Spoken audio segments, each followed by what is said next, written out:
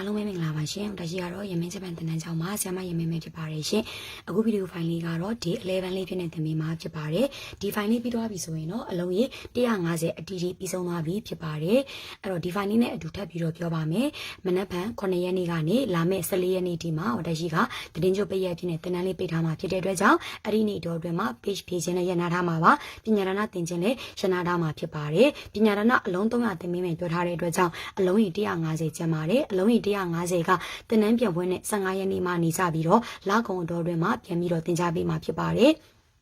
ဟိုလေကျင်းဒီပေါက်ကတော့ဒီအော်တိုဘာလအတွင်းမှာပြီးမယ်ပေါ့နော်ဒါပေမဲ့လေကြုံမပြောတော့ပါဘူးဘာလို့လဲဆိုတော့လေကိုကစိတ်ကတင်ခြင်းမင်းမနေ့ကဆိုတော့ဒီ post တင်လိုက်တယ်ပေါ့နော်နှစ်ဖိုင်တင်မယ်ဆိုပြီးတော့စာတင်နေနဲ့ပြို့လာတော့ဘလို့မှဆက်ပြီးတော့ပြောလို့မရတော့လို့တစ်ဖိုင်နဲ့ပဲရက်လိုက်ရတယ်အဲ့ဒါကြောင့်မလို့ကိုပြောပြီးမှပြက်ရတာတွေခဏခဏဖြစ်ရမှာဆိုလို့တခုပဲမှတ်ထားပြီး300အထိပြအောင်တင်ပေးမယ်ပညာရဏပြုပေးမယ်လာကုန်ဒီ9လပိုင်း9ရက်နေ့ကနေ14ရက်နေ့ဒီကတော့ပိတ်ရက်ဖြစ်နေပါတရှိနားမှာ page ဖြေတာလည်းနားမယ်ဗီဒီယိုတင်တာလည်းနားမယ်အစာဆုံးနားမယ်ကျွန်တော်တို့ကအဲ့ဒီပိတ်ရက်အတွင်းမှာတစ်ကနေ150ဒီကိုဒီ17ပိုင်းကိုပြန်လေ့လာထားလို့ရတယ်တစ်ကနေ150ကိုပြန်လေ့လာထားပြန်ဖွင့်တာနဲ့လက်ကျန်150ကိုဆက်ပြီးတော့တင်ပေးသွားမှာဖြစ်ပါတယ်ဒီလထဲမှာတော့ကျင်းဒီပေါက်အလုံး300ဖြစ်ပါမယ်နော်ခေတ္တဆိုရင်စပြီးတော့တင်ရအောင်ပါဒီကန်းကြီးလေးကဖျားကြောင်တရှိယူပြီးတော့တင်တဲ့ challenge ကြီးစာအုပ်ထဲမှာဒီကန်းကြီးလေးကိုတီးတတ်မတင်ထားလို့နမတ်စင်မတက်တော့ဘူးဒီတိုင်းလေးပဲရှင်းပြလိုက်မယ်ဖျားကြောင်ဆိုတော့ဒါမြေကြီးဒီရောက်ကအစိပ်အပိုင်းလေးကခတာခဏအိုနဲ့တူတယ်ခတာခဏအိုလေးနဲ့ဆင်တယ်ဒီမြေကြီးမှာပဲဒီမြေပတ်ဝန်းကျင်မှာပဲဒီမြေပတ်ဝန်းကျင်ကိုအိုတဲ့ချိန်မှာအမြဲတမ်းသွားပြတဲ့မြေပတ်ဝန်းကျင်ဟာဖျားเจ้าလို့မှတ်လိုက်မယ်ဖျားเจ้าနောက်ပြန်ပြောမယ်နော်ဒီမြေကြီးပတ်ဝန်းကျင်ဟာကိုအိုတဲ့ချိန်မှာအမြဲတမ်းသွားပြတော့မယ်မြေကြီးပတ်ဝန်းကျင်ငငယ်တုန်းကကွာခရီးတွေသွားပြသေးတယ်ဘာညာသွားပြပေမဲ့အသက်ကြီးလာရင်တော့ဒီဖျားเจ้าပဲသွားပြတော့တယ်ပေါ့နော်ဖျားเจ้าအိုတဲတာဖျားเจ้าဆိုတော့ဒီမြေပတ်ဝန်းကျင်ဟာကိုအိုတဲ့ချိန်မှာအမြဲတမ်းသွားပြတော့မယ်ပတ်ဝန်းကျင်ပေါ့မြေကြီးနဲ့အိုပုံစံလေးနဲ့ပေါင်းထားလို့ဒီမြေကြီးဟာဒီမြေနေရာကဒီမြေလေးဟာကိုအိုတဲ့ချိန်မှာအမြဲတမ်းသွားပြတော့မယ်နေရာပေါ့အိုတဲတာသူများနဲ့ပေါင်းရင်ကြီးဖျားเจ้าကဲဟုတ်ပြီစတင်ပြီအဓိကဒီခန်းကြီးတွေကိုစတင်ကျင်တာဒါနေတိုင်းနေထွက်တာနဲ့ကိုမဖျားเจ้าသွားခြင်းလို့အချိန်ကြည့်နေသူ့ပိုင်အချိန်နေထွက်တာနဲ့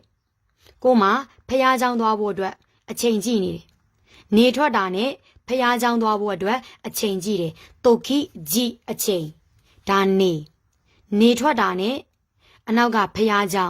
နေထွက်တာနဲ့ဖျားเจ้าသွားဖို့ပဲအချိန်ကြည့်နေတယ်နေထွက်တာနဲ့ဖျားเจ้าသွားဖို့ပဲအချိန်ကြည့်နေတယ်142ခန်းကြီးလေးကသွားတာ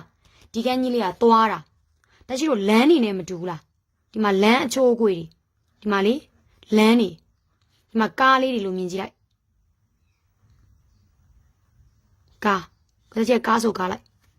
ကားလိမ့်မဟုတ်နော်ကားဆိုကားလိုက်နော်ကားဆိုမကားရင်ကျန်တဲ့အလုံး150မတင်ပြီးတော့ဒီမှာကားဒီမှာကားဆိုတော့ဒါလေးတွေကိုလမ်းနေလို့မြင်ကြည့်မယ်လမ်းသွားတယ်ဆိုတာလမ်းကနေသွားမှာပေါ့ဒီရဲ့စိတ်ပိုင်းလေးကလမ်းလေးနဲ့တူတယ်ဒီမှာလမ်းပုံစံကြီးနဲ့တူတယ်လမ်းဒီမှာလမ်းနေဒီမှာလူတွေကားတွေသွားလို့ရတယ်လမ်းနေဆိုတော့အခုတင်မဲ့ခန်းကြီးကသွားမှတော့လမ်းကသွားမှာပေါ့လမ်းပုံစံနဲ့တူရင်လမ်းကနေသွားတယ်လို့မှတ်မယ်သွားတယ် ikimas star လေးပြတာM5 မှာဆို ikimas ပင်မဲ့ဒီခန်းကြီးနောက်မှာ imas တွက်ရင် okona imas လို့မှတ်ရတယ်ကျင်းပါတယ်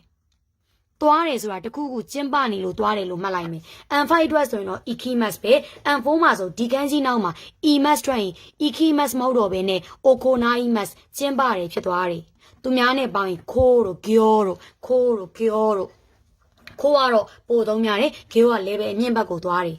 ပြန်ပြောရင်ဒါလေးကလမ်းနေနဲ့တူတယ်လမ်းမှာ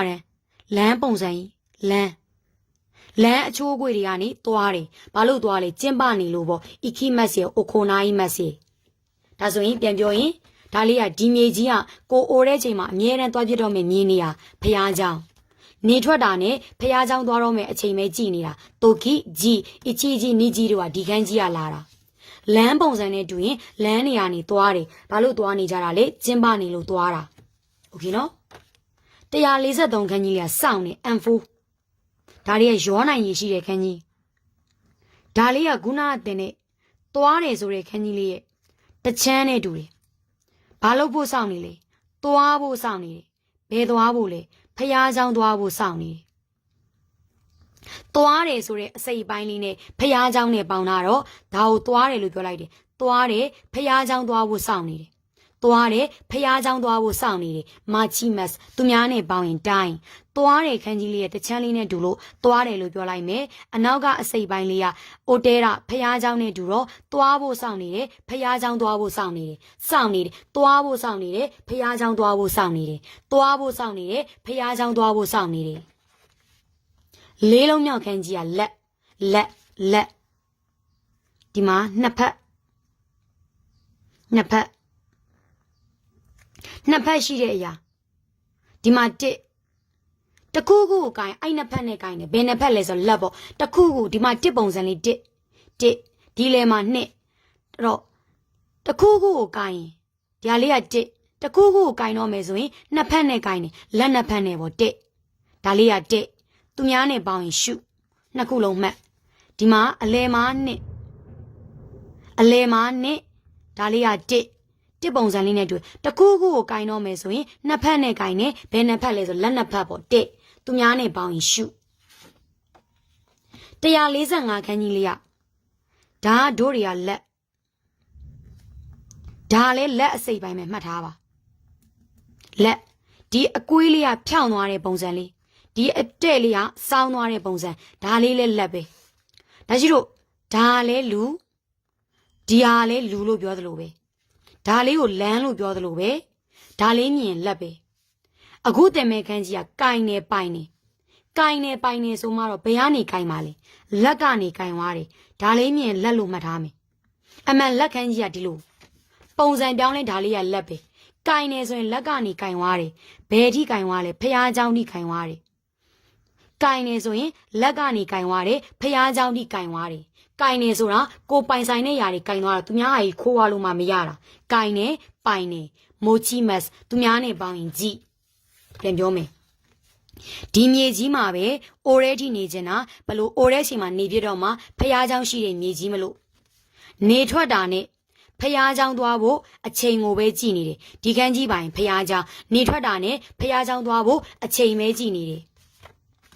ဒီမှာလမ်းနဲ့တူတယ်လမ်းမတွေကနေသွားတယ်သွားတဲ့ပုံစံနဲ့ဖះเจ้าနဲ့ပေါင်းတော့သွားဖို့ဖះเจ้าသွားဖို့စောင့်နေသွားဖို့စောင့်နေတယ်ဖះเจ้าသွားဖို့စောင့်နေတယ်ဒါလက်တခုခုကင်တော့မယ်ဆိုရင်နှစ်ဖက်နဲ့ကင်ရတာလက်တခုခုကင်တော့မယ်ဆိုရင်နှစ်ဖက်နဲ့တော့လက်နှစ်ဖက်သုံးရတာလက်ဒါလည်းလက်ကိုစားပြူတာကင်နေဆိုတော့လက်နဲ့ကင်နေလက်နဲ့ကင်နေဘယ်ထိကင်သွားတာဖះเจ้าထိကင်သွားတာဖះဘန်းနေပါတယ်လေကင်ဆောင်သွားတယ်လက်နဲ့ကင်ဆောင်သွားတာဖះเจ้าထိကင်နေပိုင်နေမိုချီမတ်ကြီး6လုံးမြောက်ခန်းကြီးဒီစိတ်ပိုင်းနှစ်ခုလုံးတင်ပြီးပြီအပေါ်ကခန်းကြီးကအရှိရဗီဒီယိုဖိုင်မှာတင်ပေးလိုက်တယ်အစားထိုးတယ်ကို့အစားထိုး तू ကဝင်ပြီးတော့ကို့အစား तू ကအစားထိုးဝင်ပြီးတော့ तू ခရုစားရင်နေတယ်ပြောလို့ပတ်စံချီငါပေးလိုက်တယ် तू ကကို့အတွက်အစားထိုးဝင်ပြီးတယ်အစားထိုးဝင်တင်ပြီးတော့ကျေးဇူးတင်တဲ့အနေနဲ့ तू ခရုစားဖို့အတွက်ပတ်စံချီငါပေးလိုက်တယ်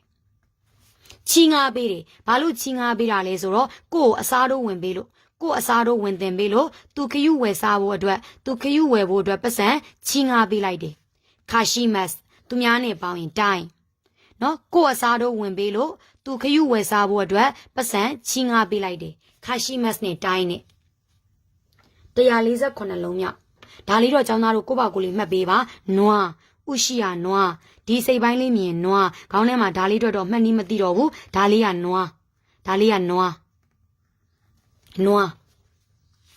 148လုံးမြောက်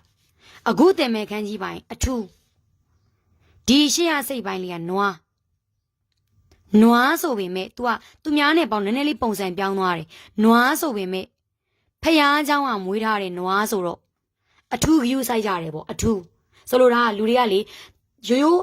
နွားဆိုရင်လွှင့်လွတ်ထားအောင်မေဘယ်ကနွားလဲဆိုတော့ဖះเจ้าကမွေးထားတဲ့နွားကြတော့ဖះเจ้าကမွေးထားတဲ့နွားကြတော့အထူးဂယူဆိုင်ကြတယ်နော်ဒီခန်းကြီးပိုင်းအထူးဒါကဖះเจ้าစိတ်ပိုင်းနေများနေပါပြီနေထွက်တာနဲ့ဖះเจ้าသွားဖို့အချိန်ကြည့်တာသွားတယ်ဖះเจ้าသွားဖို့စောင့်နေ ကင်နဲ့လက်နဲ့ကင်သွားတယ်ဖះเจ้านี่ကင်သွားတယ်နွားစိတ်ပိုင်းလေးတော့ကိုပါကိုမက်မယ်နွားတောင်မှဖះเจ้าအောင်မွေးထားတယ်နွားမလို့အထူးဂယုစိုက်ကြတယ်သူ့ပိုင်အထူးတုတ်ခုနီတို့တို့သူ့ပိုင်အထူးသဖြင့်နွားတောင်မှဖះเจ้าအောင်မွေးထားတယ်နွားမလို့အထူးဂယုစိုက်ကြတယ်149ခန်းကြီးကပစ္စည်းဒီခန်းကြီးလေးပိုင်နွားလို့ပြောပြီးပြီဒီနောက်ကပုံစံလေးကိုလှဲလို့မြင်ကြည့်အောင်လှဲနွားနောက်မှာဒါကိုလှဲကြီးဖြစ်နေမြင်ကြည့်မယ်နွားနောက်မှာလှဲတက်ပြီးတော့နွားလဲနေဆိုရင်ပစ္စည်းတွေတည်လို့ရတာပေါ့ဒီရှင်းကအစိပ်ပိုင်းကနွားခန်းကြီးလေးတော့ကိုယ့်ဘာကိုချက်ခိုင်းလိုက်တယ်ဒီနောက်ကအရာကိုလှဲလို့မြင်ကြည့်အောင်နွားလဲနဲ့ပစ္စည်းတွေတည်လို့ရတယ်ပေါ့အရှိကနွားကွာအနောက်ကဟာကိုလှဲလို့မြင်လိုက်မယ်ဒီနွားလဲနဲ့ဘာတွေတည်လို့ရတယ်ပစ္စည်းတွေတည်လို့ရတယ်ပစ္စည်းမိုနိုသူများနဲ့ပေါင်းရင်ဘူးဆော့တို့မို့ဆော့တို့ဒီရှိရခန်းကြီးကနွား